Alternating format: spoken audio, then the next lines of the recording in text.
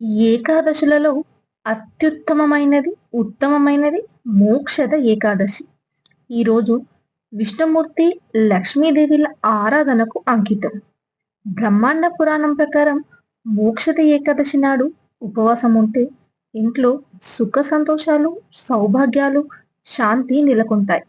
మరి ఈ మోక్షద ఏకాదశి రోజు తులసి మాతని ఎలా పూజించాలి తెలుసుకుందాం.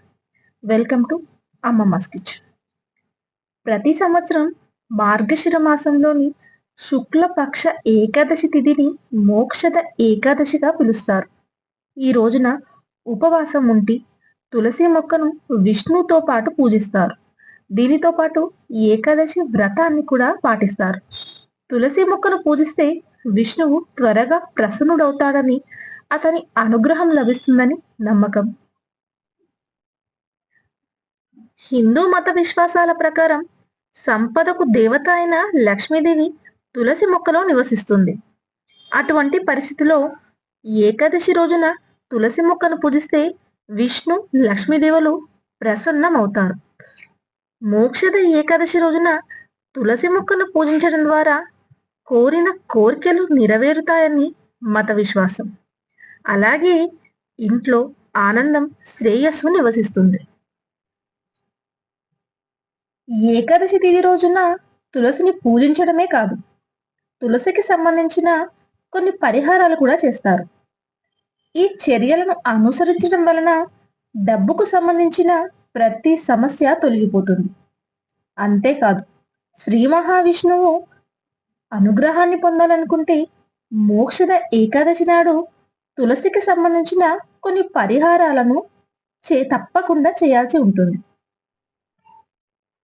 మరింతకీ మోక్షద ఏకాదశిని ఏ రోజు జరుపుకోవాలి? వేద పంచాంగం ప్రకారం మార్గశిర మాసంలోని శుక్లపక్ష ఏకాదశి తిథిని, అంటే డిసెంబర్ 11వ తేదీ ఉదయం 3:42 ప్రారంభమవుతుంది. అదే సమయంలో ఈ ఏకాదశి తిథి డిసెంబర్ 12న ఉదయం 1:09 ముగుస్తుంది. అటువంటి పరిస్థితుల్లో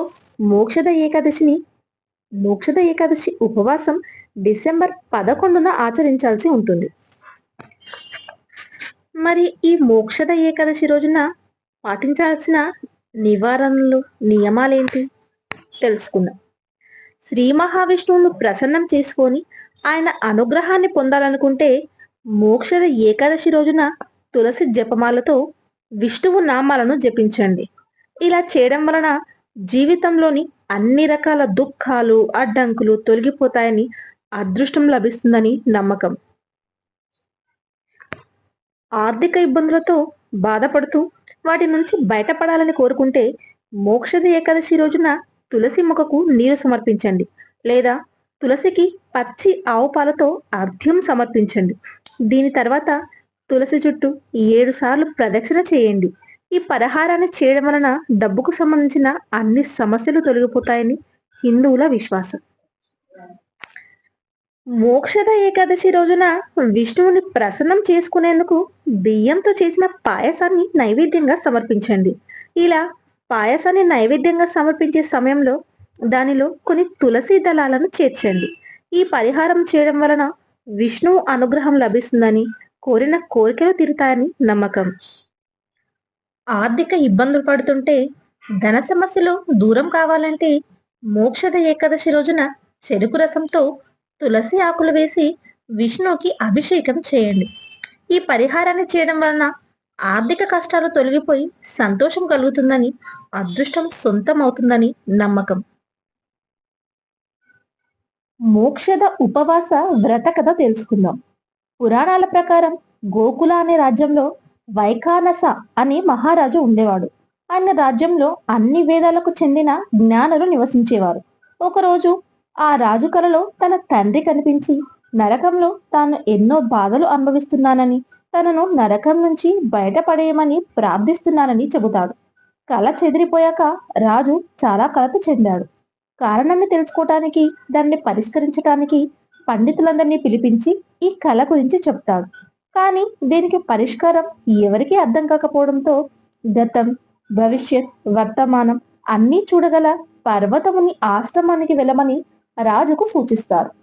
తర్వాత రాజు పర్వతముని ఆశ్రమానికి వెళ్లి నమస్కారం చేసి తన ఆందోళనకు కారణమైన విషయాన్ని వివరించాడు.